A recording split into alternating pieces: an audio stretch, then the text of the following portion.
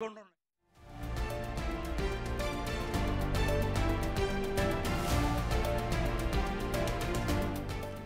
News. America అధ్యక్షుడు Donald Trump ఇప్పటికే అక్రమ వలసదారులకు చెక్ పెడుతున్నారు. అక్రమంగా వచ్చే వారిని గుర్తించి వారి సొంత దేశాలకు అమెరికా యుద్ధ విమానాల్లో తరలిస్తున్నారు. ఇప్పుడు ఇదే విధానాన్ని ఫాలో అయ్యేందుకు రెడీ అవుతోంది యునైటెడ్ కింగ్డమ్. దేశంలో ఎంతమంది అక్రమ వలసదారులు ఉన్నారో లెక్క తేలుస్తూ అరెస్టుల పర్వం మొదలుపెట్టింది. ఇందులో భాగంగా ముందుగా భారతీయ రెస్టారెంట్లపై దృష్టి సారించింది. అక్రమంగా వ్యాపారాలు చేస్తున్న వారికి స్వదేశాలకు పంపాలని నిర్ణయించుకుంది. అక్రమ వలసదారులను గుర్తించేందుకు ముఖ్యంగా ఇండియన్ రెస్టారెంట్స్ పై ఫోకస్ చేసింది యూకే. జనవరిలో 828 ప్రాంతాల్లో తనిఖీలు చేసి 609 మందిని అరెస్టు చేశారు బ్రిటన్ పోలీసులు. తనిఖీల విషయంలో గత ఏడాది జనవరితో పోలిస్తే ఇది 48% ఎక్కువ. ఇక అరెస్టుల విషయానికి వస్తే ఏకంగా 73% అధికం. ముఖ్యంగా ఇండియన్ రెస్టారెంట్లు, నెయిల్ బార్లు, కార్ వాష్ సెంటర్లపై ఫోకస్ చేశారు అధికారులు. అంతేకాదు ఓ ఇండియన్ రెస్టారెంట్లో ఏకంగా 7 అక్రమ వలసదారులను అరెస్టు చేసి అందులో 4 ఇండియాకి కూడా పంపించేశారు. ఇక బ్రిటన్లో అక్రమ వలసదారులకు చెక్ పెడతామన్నారు ఆ దేశ ప్రధాని కీర్ స్టార్మర్. దీనికోసం ఏకంగా ఓ కొత్త బిల్లును తీసుకొస్తున్నారు. ఈ బిల్లు భద్రతా సిబ్బందికి మరిన్ని అధికారులను కట్టబెట్టనుంది. అంతేకాదు అక్రమ వలసదారులను పనిలో పెట్టుకునే యజమానులపై కూడా చర్యలు తీసుకునేందుకు రెడీ అవుతోంది యూకే. అక్రమంగా చొరబడేందుకు వారి ప్రాణాలను పణంగా పెడుతున్నారని, అదే సమయంలో ఇలా రావడం, ఇక్కడ పనులు చేయడం దేశ రక్షణకు, ఆర్థిక వ్యవస్థకు మంచిది కాదని చెబుతున్నారు అక్కడి అధికారులు. బ్రిటన్ నుంచి డిపోర్ట్ అవుతున్న వారిలో భారతీయుల సంఖ్యే ఎక్కువగా ఉంది. గత ఏడాది సెప్టెంబర్ చివరి వరకు 118 మందిని ఇండియాకు డిపోర్ట్ చేశారు. 5594 మంది వాలంటరీగా దేశం విడిచి వెళ్లేందుకు అంగీకరించినట్లు తెలుస్తోంది. యూకే ప్రభుత్వం గత ఏడాది జూలై నుంచి ఇప్పటి వరకు 19,000 మందిని వారి దేశాలకు తరలించింది.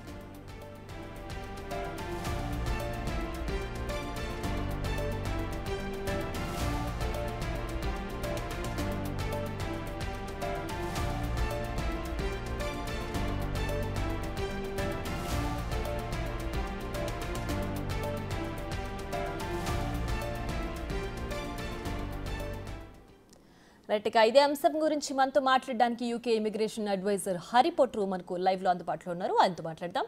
హరి గారు నమస్తే అండి. నమస్తే అండి. ఎస్, చెప్పండి. ఇప్పుడు బ్రిటన్ లో మన భారతీయుల పరిస్థితి ఏంటి? అమెరికాలో ఏ విధంగా ఉందో బ్రిటన్ లో కూడా ఇప్పుడు అదే కొనసాగుతోందా? అట్లా అని కూడా చెప్పలేమండి. ఎందుకంటే ఇక్కడ 2 రకాలుగా ఉందండి పరిస్థితి. బాగా సెటిల్ అయ్యి కొద్దిగా అవగాహన ఉన్నవాళ్ళు, వీసా కరెక్ట్ గా ఉన్నవాళ్ళు బాగానే ఉన్నారు. ఎవరైతే ఈ అక్రమదారుల్లోనో లేకపోతే కరెక్ట్ వే ఆఫ్ అడ్వైజ్ లేక వంకర మార్గాల్లో వెళ్తున్నారో వాళ్ళకే ఇటువంటి ఇబ్బందులు వస్తున్నాయండి. అందరికీ ఇబ్బందులు ఏమీ లేవండి ఇక్కడ. రైట్ హరి గారు, అయితే ఇప్పుడు మెయిన్గా ఇండియన్స్ పైనే ఫోకస్ చేశారు బ్రిటన్. ఫస్ట్గా రెస్టారెంట్లు కావచ్చు, కార్ వాష్లు కావచ్చు, పార్లర్ కావచ్చు, ఇలా ఏదైతే బిజినెస్లు ఇండియన్స్ అక్కడ పెడుతున్నారో వాళ్ళపైనే మెయిన్ టార్గెట్గా ఉంది. సో ఎందుకు ఇలా ఫస్ట్ ఇండియన్స్నే టార్గెట్ చేశారనుకోవచ్చు? అలా ఏం లేదండి. ఇండియన్స్ మాత్రమే టార్గెట్ చేశారు అనేది కరెక్ట్ కాదండి. ఇల్లీగల్ ఇమిగ్రెంట్స్ ని యూకేలో నుంచి తీసేద్దాము అనేది గవర్నమెంట్ ఉద్దేశం అండి. అది ఇండియన్స్ కావచ్చు, లేకపోతే ఇంకేదైనా ఫారెన్ నేషనల్ అయినా అయి ఉండొచ్చు. సో మనం తెలుగు వాళ్ళం కాబట్టి మనం అలా ఇండియన్స్ అని మన పాటికి మనం అనుకుంటున్నాం. సో అట్లా ఏం లేదండి. ఇప్పుడు విషయం అంతా ఎక్కడికి వస్తుందంటేనండి, ఇల్లీగల్గా ఉండేవాళ్ళు వాళ్ళు స్టేని రెగ్యులరైజ్ చేసుకోవటం తెలుసో తెలియకో వేరే వాళ్ళని సంప్రదిస్తారు. రూమ్లో తెలిసిన వాళ్ళనో వాళ్ళనో వాళ్ళందరూ క్వాలిఫైడ్ ప్రొఫెషనల్ పీపుల్ కాదు. దానివల్ల వాళ్ళు ఇచ్చే అడ్వైస్ కూడా కరెక్ట్గా ఉండకపోవచ్చు. వాళ్ళకు కొంతవరకే నాలెడ్జ్ ఉంటుంది. కాబట్టి మన వాళ్ళు చేస్తున్న తప్పంతా ఏంటంటేనండి, ఇమిగ్రేషన్ అడ్వైస్ కోసం ఒక ఇమిగ్రేషన్ ప్రొఫెషనల్ దగ్గరికి వెళ్ళాలి. దేశంలో ఎక్కడున్నా కానీ అక్కడ లోకల్గా ఎవరో ఒకరు ఇమిగ్రేషన్ సర్వీసెస్ ప్రొవైడ్ చేసే బిజినెసెస్ ఉంటారు. వాళ్ళ దగ్గరికి వెళ్ళొచ్చు. కానీ మన వాళ్ళు అట్లా చేయట్లేదు. ఎవరో ఏదో అప్లికేషన్ చేశారని చెప్పేసి ఆ అప్లికేషన్ మనం కూడా చేసేసుకుందాం అనుకొని అట్లా తప్పు మార్గంలో వెళ్ళటం వల్ల మాత్రమే వచ్చిన ఇబ్బందులండి. ఇదంతా నన్ను అడిగితే స్వయంకృత అపరాధం. మనకు మనం సొంతంగా చేసుకుందే ఇదంతా. కరెక్ట్ అడ్వైస్ ఫాలో అవుతే అసలు ఇటువంటి ఇబ్బందులే రావు. రైట్ హరి గారు, అయితే అంటే వన్స్ ఇప్పుడు ట్రంప్ పీఠం ఎక్కిన తర్వాత అక్కడ అమెరికాలో ఏదైతే నిర్ణయం తీసుకున్నారో సేమ్ అదే ఇప్పుడు బ్రిటన్లో ఫాలో అవడానికి ఏంటి ప్రధాన కారణం? ట్రంప్ నిర్ణయము అమెరికాకు తీసుకున్నది ఒక రకం అయితేనండి, యూకే గవర్నమెంట్ తీసుకునే నిర్ణయాలు అది యాజ్ ఇట్ ఈస్ గా అలాగనే ఉండకపోవచ్చండి. ఓకే. ఎందుకంటే ఒక్కొక్క కంట్రీలో ఇమిగ్రేషన్ ఒక్కొక్క రకంగా ఉంటుంది. నేను యూకే గురించి మాత్రమే మాట్లాడగలను. ఎందుకంటే నేను యూకే ప్రొఫెషనల్లీ క్వాలిఫైడ్ ఇమిగ్రేషన్ అడ్వైజర్‌ని కాబట్టి. ఓకే. ఇక్కడ విషయం ఏంటంటేనండి, ఇమిగ్రెంట్స్ అనేది ఈ కంట్రీలోకి చాలా మంది ఈ రీసెంట్ కాలంలో వచ్చారు. అది అందరికీ తెలిసిన వాస్తవమే. కానీ వచ్చిన వాళ్ళందరికీ తగినన్ని ఉద్యోగాలు ఉన్నాయా అంటే ఉన్నాయండి, లేవా అంటే లేవు. వీళ్ళందరూ సరైన మార్గంలో వెళ్ళకపోవటం వల్లనే ఇవన్నీ ఇబ్బందులు వస్తున్నాయండి. వీసా ఎక్స్టెన్షన్ కోసం సరైన మార్గంలోకి వెళ్ళట్లేదు. దానివల్ల ఇల్లీగల్ అయిపోతున్నారు. కానీ అట్లా అని చెప్పేసి దేశం వదిలి వెళ్ళట్లేదు. ఆహ్, నాకు తెలిసినంత వరకు నేనిచ్చే అడ్వైస్ ఏంటంటేనండి, ఇమిగ్రెంట్స్ ఎవరైనా గాని ఇల్లీగల్‌గా ఈ దేశంలో ఉండి, అష్టకష్టాలు పడి, ఇప్పుడు న్యూస్‌లో మీరు చూపిస్తున్నట్లుగా ఉండే బదులుగా, శుభ్రంగా ఇంటికెళ్ళిపోయి, మళ్ళీ ఇంకొక అప్లికేషన్ చేసుకొని, జాబ్ రూట్‌లోనో, లేకపోతే వాళ్ళకి ఇంకా ఏదైనా సూటబుల్ రూట్ ఉంటే ఆ రూట్‌లోనో యూకేకి వస్తే అసలు ఎటువంటి ఇబ్బంది ఉండదు. ఇదంతా మన వాళ్ళు అనవసరంగా ఈ రాంగ్ అడ్వైస్ ఫాలో అవ్వటం వల్ల చేసుకున్న దాని వల్లనే వచ్చిందండి ఇదంతా. ఇందాక నేను చెప్పాను కదండీ, స్వయంకృత అపరాధం అని. Yes, yes. అట్లాంటిదేనండి ఇదంతా. కరెక్ట్ వే ఆఫ్ పాత్‌లో వెళ్ళట్లేదు. ఇమిగ్రేషన్ అడ్వైస్ అనేది కరెక్ట్ పర్సన్ నుంచి కరెక్ట్ టైంలో తీసుకోవట్లేదు. వీళ్ళకి సొంతంగా తెలిసిన నాలెడ్జ్ ప్రకారం ఏదంటే అది అప్లికేషన్ చేసుకొని ఇల్లీగల్ అయిపోతున్నారు. సో అంటే ఇప్పుడు మెయిన్గా బ్రిటన్ ఇలాంటి డెసిషన్ తీసుకోవడానికి అంటే ట్రంప్ ఎఫెక్ట్ బ్రిటన్ పై ఎక్కువ ఉంది అని భావించవచ్చా? అంటే ఏంటి ఈ రెండింటికి మధ్య లింక్? అట్లా ఏం లేదండి. ట్రంప్ ఎఫెక్ట్ యూకే మీద ఉందా అనేది personally probably I don't agree with that అండి. ఓకే. ట్రంప్ అనేది యూఎస్‌కి సంబంధించిన ఇమిగ్రేషన్ విధానం ప్రకారం వాళ్ళ నిర్ణయం వాళ్ళు తీసుకుంటున్నారు. యూకే యూఎస్‌తో కంపేర్ చేస్తే చాలా చిన్న కంట్రీ కదండీ. సో అకార్డింగ్లీ ఇక్కడ కంట్రీలో ఉండే ఇమిగ్రెంట్స్ ఎవరైతే ఉన్నారో లీగల్‌గా ఉంటే మాత్రమే ఉంచుదాము. ఇల్లీగల్‌గా ఉండే వాళ్ళని పంపించేసేద్దాం అనే ఉద్దేశంతో గవర్నమెంట్ తీసుకోబోయే నిర్ణయాలు ఎలా ఉంటాయనేది ఇప్పటికీ మనకు కూడా ఇంకా తెలీదు. ఎందుకంటే ఇంకా పబ్లిష్ చేయలేదు కాబట్టి. Soon we will get the update అండి. ఎస్. అంటే ప్రధానంగా ఇప్పుడు అమెరికాలో ఏదైతే ఫాలో అవుతున్నారో అక్కడ తీసుకున్న తర్వాత వెంటనే ఇప్పుడు బ్రిటన్ కూడా అదే ఫాలో అవడానికి ఇప్పుడు మెయిన్ ఈ అంశం తెర మీదకి వచ్చిందని చెప్పుకోవచ్చు. అంటే బ్రిటన్ ప్రధాని కరెక్ట్గా ఈ టైంలోనే ఎందుకు అలాంటి డెసిషన్ తీసుకున్నారు? UK effect US effect Britain పై ఉందా అనేది నా క్వశ్చన్. యూఎస్ ఎఫెక్ట్ బ్రిటన్ పై ఉండకపోవచ్చండి. డైరెక్ట్ గానో, ఇండైరెక్ట్ గానో ఇమిగ్రేషన్ విషయంలో ఒకళ్ళ మీద ఒకళ్ళకి ఎఫెక్ట్ ఏమి ఉండదండి అట్లా. ఇద్దరి కంట్రీస్‌లో ఇప్పుడు తీసుకుంటున్న నిర్ణయం ఏంటంటేనండి, ఇల్లీగల్‌గా ఉండేవాడిని బయటికి పంపించేస్తే, లీగల్‌గా ఎవరైతే ఉన్నారో వాళ్ళందరికీ ఉపాధి ఆపర్చునిటీస్ అన్నీ వస్తాయి. వాళ్ళందరికీ బిజినెస్ బాగా సక్సెస్‌ఫుల్‌గా రన్ చేసుకోవచ్చు. ఇల్లీగల్‌గా ఉండి, ఇల్లీగల్ పనులు చేసే వాళ్ళందరినీ దేశంలో నుంచి పంపించేస్తే, దేశం కొంతవరకు క్లీన్ అవుతుంది అనే ఉద్దేశంతోనే గవర్నమెంట్ ఇలాంటి నిర్ణయాలు తీసుకుంటుంది.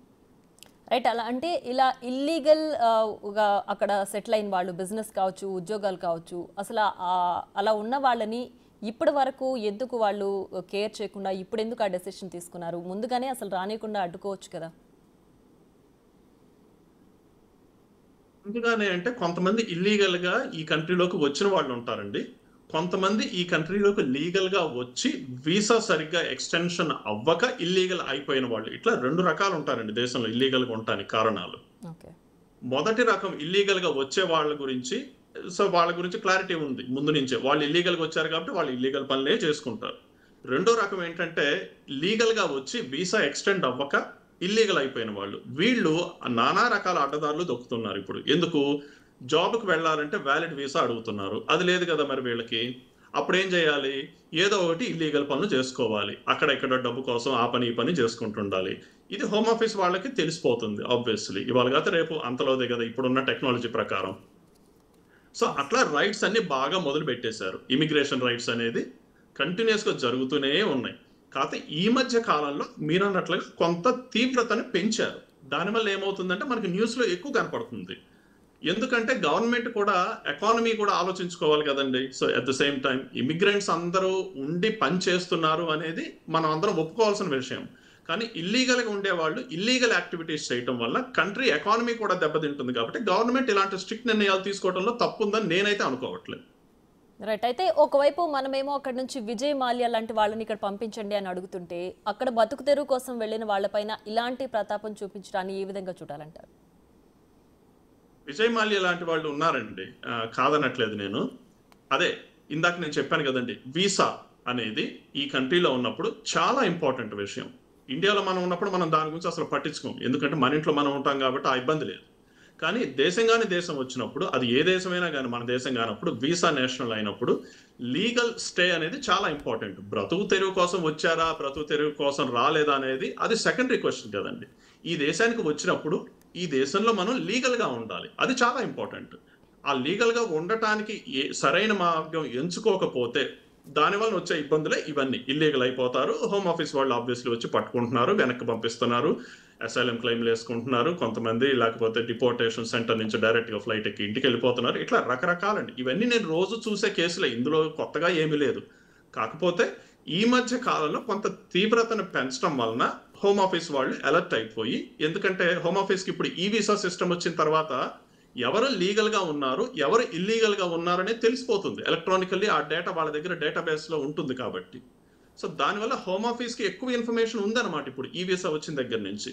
Who is legal and who is staying here illegally in the country అనేది. సో ఆబ్వియస్లీ డేటాబేస్ బేస్ చేసుకొని దే టేక్ నెసెసరీ యాక్షన్. ఏ దేశంలో అయినా కానీ అది జరగటంలో ధర్మమే కదండి. రైట్. హరి గారు, అయితే ఇల్లీగల్ ఇమిగ్రెంట్స్ అంటే రెండు రకాలని చెప్తున్నారు మీరు. కొంతమంది ఇల్లీగల్ యాక్టివిటీస్ చేస్తుంటారు అక్కడ, కొంతమంది జాబ్ పర్పస్ వెళ్ళి దాన్ని కంటిన్యూషన్ చేసుకునే దాంట్లో చేసుకోలేక ఇలా ఇల్లీగల్ అవుతారు అని చెప్తున్నారు. మరి ఇప్పుడు కొత్తగా వెళ్ళాలనుకునే వాళ్ళకు ఇది సాధ్యం కాదంటారా? ఒకవేళ నిజంగా ఇప్పుడు కొత్తగా వెళ్ళాలి బ్రిటన్కి అనుకునే వాళ్ళు ఎలాంటి ప్రికాషన్స్ ఫాలో అవ్వాలంటారు? ఈ దేశానికి కొత్తగా వచ్చే వాళ్ళకి నేను ఇచ్చే అడ్వైజ్ ఒకటేనండి. మీరు ఈ దేశం ఎందుకు వస్తున్నారు? అసలు చదువుకోవటానికి వస్తున్నారా, ఉద్యోగరీత్యా వస్తున్నారా, లేకపోతే ఏదైనా బిజినెస్ పెట్టుకుందామనా, లేకపోతే ఇంకా వేరే ఏదైనా ఆలోచన ఉందా అనేది ముందు ఒక క్లారిటీ రావాలండి. ఊరికే వీసా వచ్చేసింది కదా అని చెప్పేసి నాకు నేను ఈ కంట్రీకి వెళ్ళిపోతాను అనేటట్లుగా వస్తే ఉపయోగం ఉండదండి. ఇదిగో ఇలానే తయారవుతుందండి పరిస్థితి. అట్లా ఉండకూడదు. మనం ఈ కంట్రీకి ఎందుకు వస్తున్నాము అనేది మనం అనలైజ్ చేసుకొని I want to do this or I want to do that అని ఒక క్లారిఫికేషన్ వచ్చిన తర్వాత మాత్రమే ఈ కంట్రీలోకి రావటం మంచిది. నేను ఒక చిన్న ఉదాహరణ చెప్తాను. చాలా మంది స్టూడెంట్ వీసా మీద ఈ మధ్య కొన్ని వేల మంది వచ్చారు. ఈ స్టూడెంట్ వీసా మీద వచ్చిన వాళ్ళు చాలా మందికి విజన్ లేదండి. అంటే ముందు ఏం చేద్దాము ఈ స్టడీస్ తర్వాత, మనం ఈ కంట్రీకి ఎందుకు వచ్చాము. అందరికీ నాకు తెలిసినంతలో, నేను రోజు చాలా మంది ఇమిగ్రేషన్ క్లయింట్స్ నేను అపాయింట్మెంట్స్ ఇచ్చి చూస్తుంటాను కాబట్టి నా అనుభవం గురించి చెబుతున్నాను. చాలా మంది వచ్చేదల్లా ఈ కంట్రీలోకి వీసా మీద వచ్చి ఏదో ఒక రూపంలో కొంత డబ్బు సంపాదించుకొని ఆ వీసాకి అయ్యే ఖర్చులు, ఇండియాలో స్టూడెంట్ లోన్ కావచ్చండి, లేకపోతే ఇంకేదైనా ఫ్యామిలీ మెయింటెనెన్స్ ఖర్చులకి సంబంధించిన విషయాలు కానివ్వండి, ఆ అమౌంట్ అంతా తీర్చడానికి అని చెప్పేసి ఇక్కడికి వచ్చి కష్టాలు పడి ఆ కష్టపడే రీతిలోనే వీసా ఎక్స్పైరీ అయిపోతుంది అనేది మర్చిపోయి, మర్చిపోకపోయినా కానీ అసలు యూనివర్సిటీ విషయం అనేది ఒక పక్కన పెట్టేసి ఈ మనీ ఎర్నింగ్ అనే దాంట్లోనే మోటివ్ ఉంచుకొని ఆ మనీ కోసం అనే పరిగెత్తే క్రమంలో జరుగుతున్నాయి అన్నమాట ఇవన్నీ.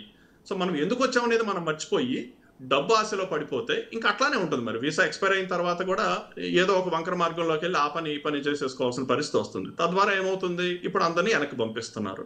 విజన్ ఉండాలి.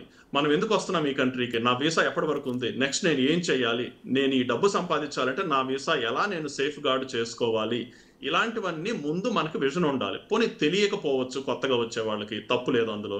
ఒక ప్రొఫెషనల్లీ క్వాలిఫైడ్ పర్సన్ దగ్గరికి వెళ్ళి ఒక అడ్వైస్ తీసుకోవాలి కదా. ఆ అడ్వైస్ తీసుకోకపోతే జరిగే అనర్థాలే ఇలాంటివి అనమాట. సో నా రికమెండేషన్ అయితే కన్నా కంట్రీకి రండి, ఇబ్బంది ఏమి లేదు ఈ కంట్రీలో. వీళ్ళు నెగిటివ్గా చెప్తుంటారు, కొంతమంది పాజిటివ్గా చెప్తుంటారు, అది కాదు. నేను వ్యక్తిగతంగా ఇచ్చే అడ్వైజ్ ఏంటంటే ఈ కంట్రీకి రండి, ఇబ్బంది లేదు. కానీ మీరు ఎందుకు వచ్చారు, ఏం చేస్తున్నారు, నెక్స్ట్ ఏం చేయాలి అనేది ఒక ప్లాన్ ఉండాలి. అట్లాంటి వాళ్ళకి సెటిల్మెంట్కి ఇబ్బంది ఏం లేదు. మీకు తెలుసు కదండి, వ్యక్తిగతంగా మీకు చాలా మంది యూకేలో తెలిసిన వాళ్ళు ఉండుండొచ్చు. మరి మాలాంటి వాళ్ళు మేమందరం సెటిలర్స్ కదా ఇక్కడ. మరి మేమెందుకు సెటిల్ అయ్యాము, మిగతా వాళ్ళందరూ ఎలా సెటిల్ అయ్యారు? చాలా మంది తెలుగు వాళ్ళు మంచి బిజినెస్ లో సక్సెస్ఫుల్ పీపుల్ చాలా మంది ఉన్నారు, నాకు తెలిసి వ్యక్తిగతంగా కూడా. మరి దానికి దీనికి తేడా ఏమిటి, ఇలాంటివి అనలైజ్ చేసుకోవాలి. అది ఆ విజన్ ఉన్నంత కాలం నేను అనుకోవటం ఈ కంట్రీకి రావడంలో ఎటువంటి అభ్యంతరం లేదు. కంట్రీకి రావటం వల్ల వాళ్ళకి మంచి జరుగుతుంది కానీ చెడైతే జరగదు. కాకపోతే ఆ విజన్ ఉండటం చాలా ఇంపార్టెంట్ అండి. రైట్. హరి గారు, అయితే మీరు చెప్పిన ప్రకారం ఇప్పుడు ఏదైతే ఈ ఆ, వేరే దేశస్తులు అక్కడికి వచ్చి సెటిల్ అవుతున్నారో వాళ్ళందరికీ కాదు, కేవలం అక్రమ వలసదారులు ఇల్లీగల్ ఇమిగ్రెంట్స్కి మాత్రమే ఇది వర్తిస్తుంది, వాళ్ళు మాత్రమే జాగ్రత్త పడాల్సిన అవసరం ఉంటుందని. సో మీరు చెప్పినట్టు ఇల్లీగల్ ఇమిగ్రెంట్స్లో రెండు రకాలు, ఒకరు ఇల్లీగల్ యాక్టివిటీస్ చేసేవాళ్ళు, ఇంకొకరు జాబ్ పర్పస్ ఉండి, లేదంటే అంటే ఎక్కువ శాతం ఇంకొక రకం వాళ్ళు ఎవరుంటున్నారని మీ అంచనా ప్రకారం?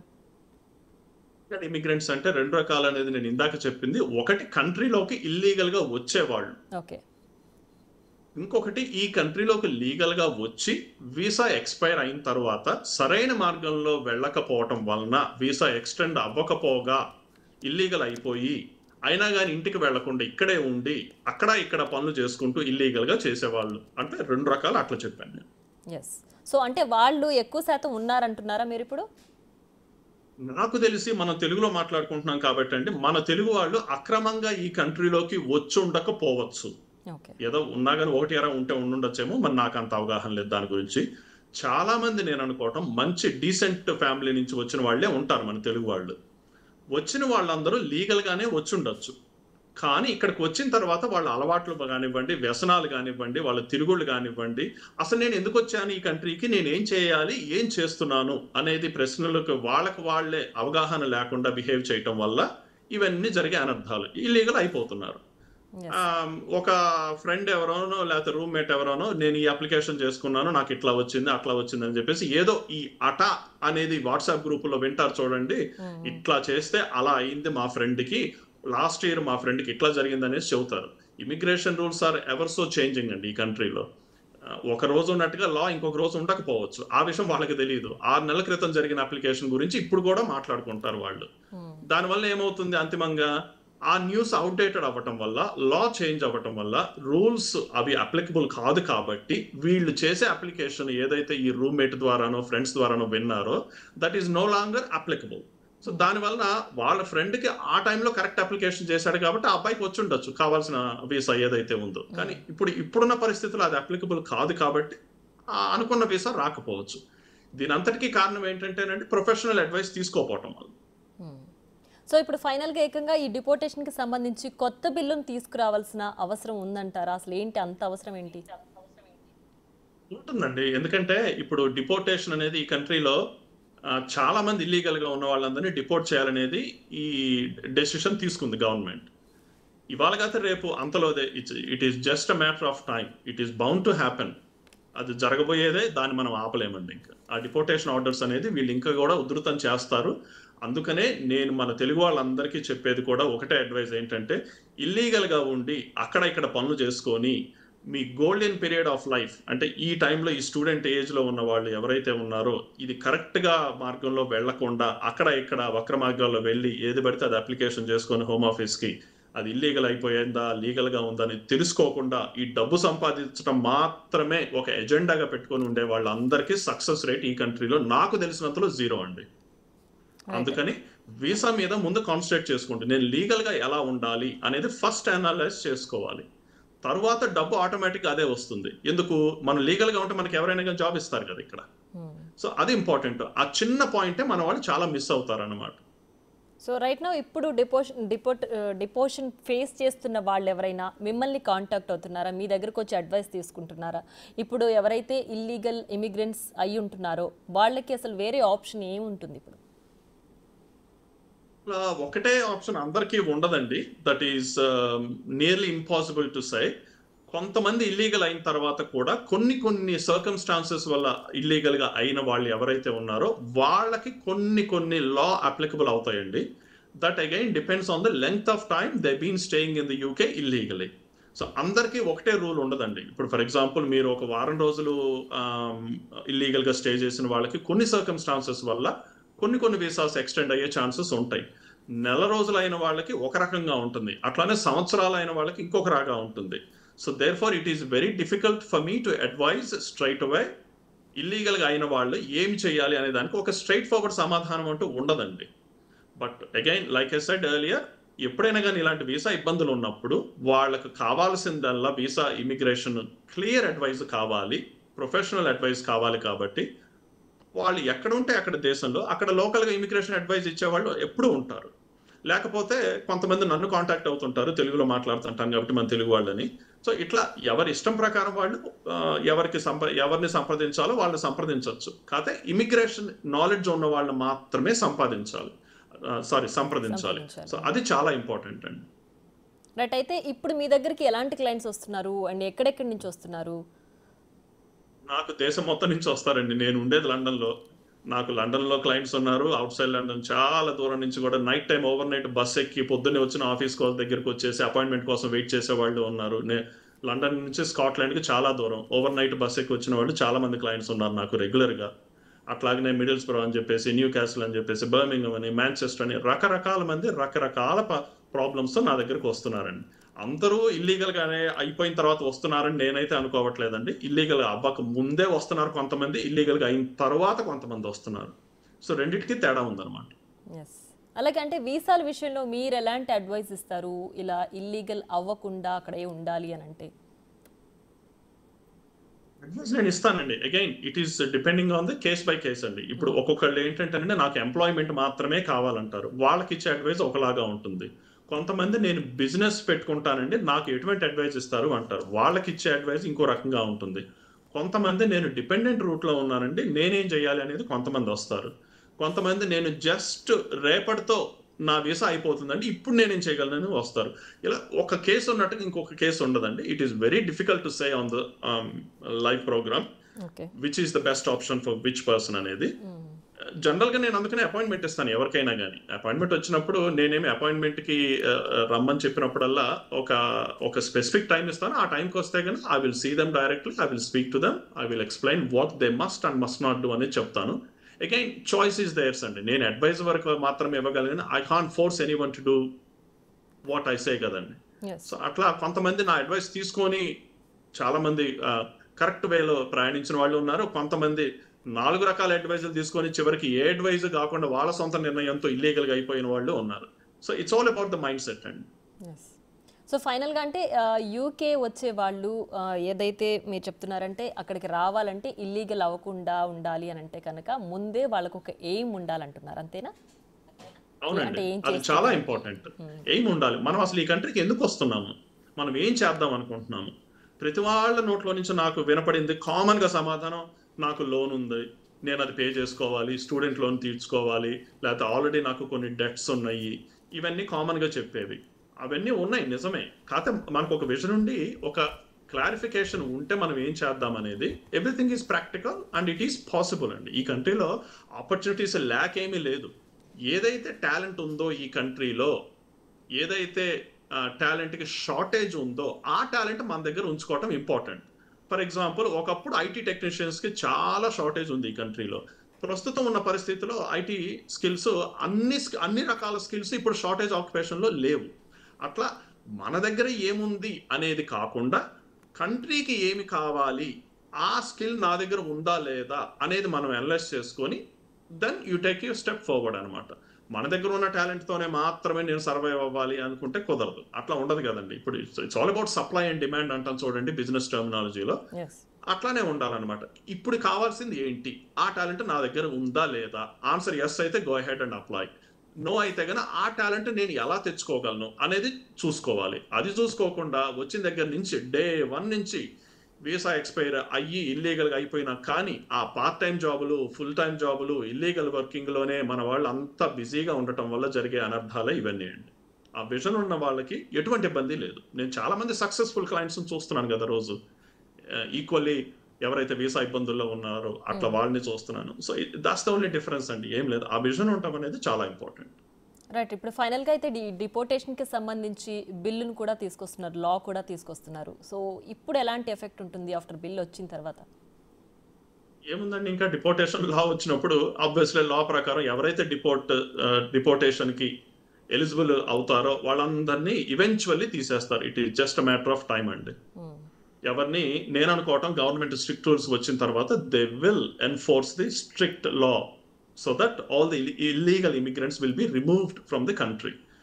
నా ఒపీనియన్ ప్రకారము నేను మన తెలుగు వాళ్ళకి ఇచ్చే అడ్వైజ్ ఏంటంటేనండి, ఇల్లీగల్గా ఈ దేశంలో ఎక్కువ రోజులు ఉండి వాళ్ళు పట్టుకొని మిమ్మల్ని అనవసరంగా ఇంటికి పంపించడం కంటే మనమే సొంతంగా వీసా ఎక్స్పైరీ డేట్కి ముందే ఇంటికి వెళ్ళిపోతే రేపొద్దున ఇంకొక అప్లికేషన్ చేసుకొని మళ్ళీ ఈ కంట్రీలోకి రావడానికి ఎలిజిబిలిటీ ఉంటుంది. లేకపోతే కనుక certain length of time ban వేస్తారు. That again depends on certain circumstances అనమాట.